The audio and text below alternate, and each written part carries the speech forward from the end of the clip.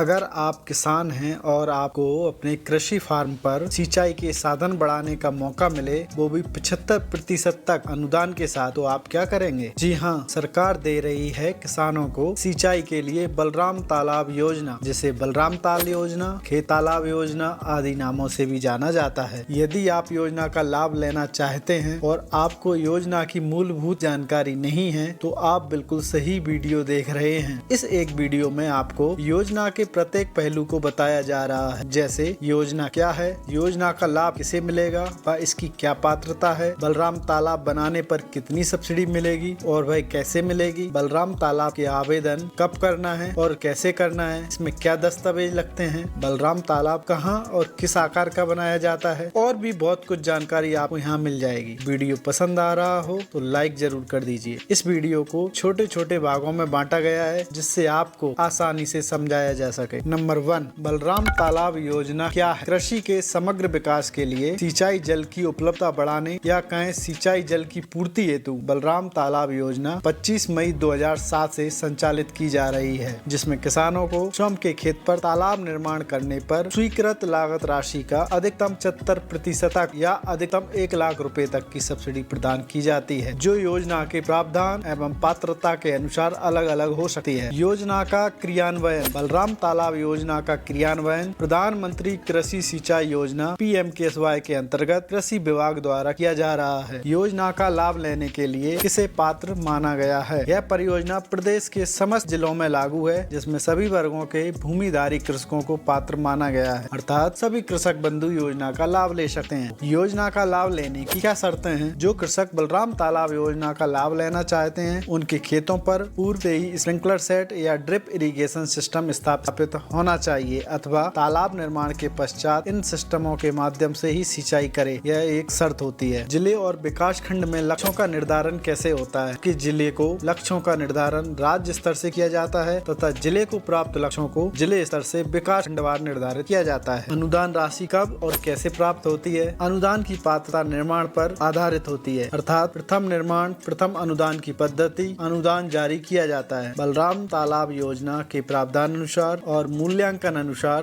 तालाब का 50% कार्य हो जाने पर सब्सिडी की प्रथम किस्त जारी की जाती है, जो DBT प्रक्रिया अनुसार सीधे कृषक के खाते में स्थानांतरित की जाती है। शेष अनुदान किस्त इसी प्रकार से तालाब का कार्य पूर्ण होने पर जारी की जाती है। बलराम तालाब का निर्माण कार्य कहाँ करना होता है? आपको बता दें, बलराम तालाब का निर्माण हमेशा आवेदक कृषक के स्वयं के स्वामित्व या पट्टे वाली भूमि में ही किया जाता है। ध्यान रहे, अतिक्रमित भूमि या शासकीय भूमि पर तालाब का निर्माण मान्य नहीं है। साथ में इस बात का भी ध्यान रखना अनिवार्य है, इससे पहले उस भूमि पर अन्य किसी विभाग से जल संग्रहण संरचना निर्मित न की गई हो, अर्थात इससे पहले ऐसी कोई योजना का लाभ न लिया गया हो। एक किसान कितनी बार योजना का लाभ ले सकता है? तो आपको बता दें, एक किसान सिर्फ एक बार ही इस योजना का लाभ ले सकता है। एक बलराम तालाब से कितने क्षेत्र में सिंचाई की जा सकती है? आपको जानकारी के लिए बता दें, एक बलराम तालाब से लगभग 15 बीघा या कहें 3 हेक्टेयर के आसपास भूमि को सिंचित किया जा सकता है। बलराम तालाब के लिए आवेदन या पंजीकरण कहाँ करें? आपको अपना रजिस्ट्रेशन ई-कृषि यंत्र अनुदान पोर्टल के माध्यम से स्वयं ऑनलाइन करना होता है। यह एक निःशुल्क रजिस्ट्रेशन प्रक्रिया है, अथवा उच्च शुल्क देकर MP ऑनलाइन, CSC सेंटर या अन्य किसी प्राइवेट स्थान से भी ऑनलाइन आवेदन कराया जा सकता है। आवेदन में कौन से दस्तावेज लगते हैं? ई-कृषि यंत्र अनुदान पोर्टल पर ऑनलाइन आवेदन करते समय आवेदक कृषक की जमीन की खतौनी अर्थात B1, बैंक खाते की पासबुक, SC/ST कृषकों को